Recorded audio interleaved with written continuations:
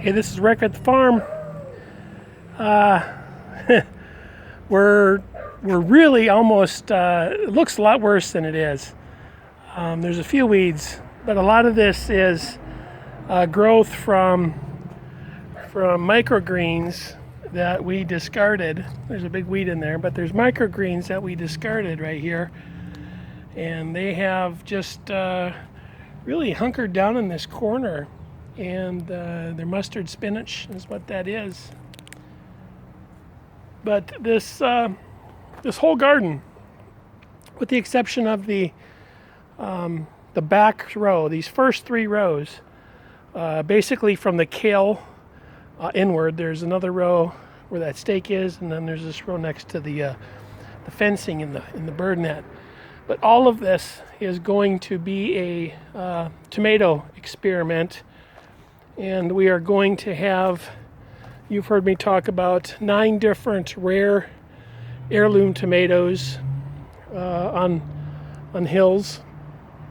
And then we're going to have, I think it's 12 or 19 other variety of tomato plants all throughout here.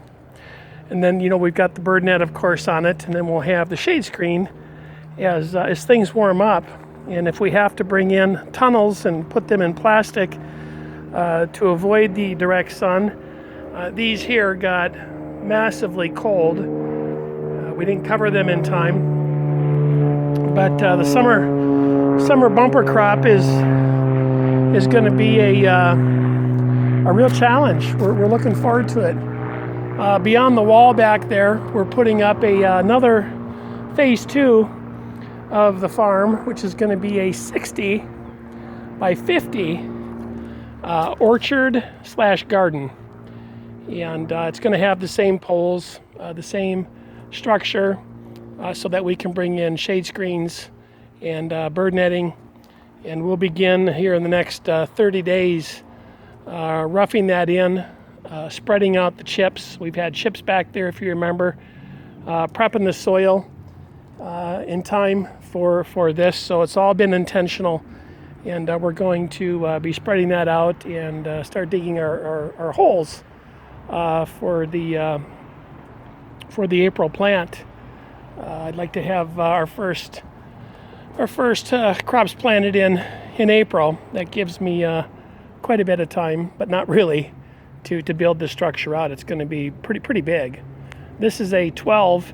The 2 inward posts here, not the walkway, but these here, this measures 12 by 24, and we're going 50 by 60, and we're incorporating 10 fruit trees, so we're going to have an orchard out there with ground cover, crop underneath the trees, peas in the summer, beans in the winter for soil mending, and then we're going to have plants and vegetables in the other side. And if we're lucky enough, we're going to squeeze in a 10 by 20 greenhouse. So that's what we know. Take care, everybody, and have a great day. This is Rick from Scottsdale Urban Farms.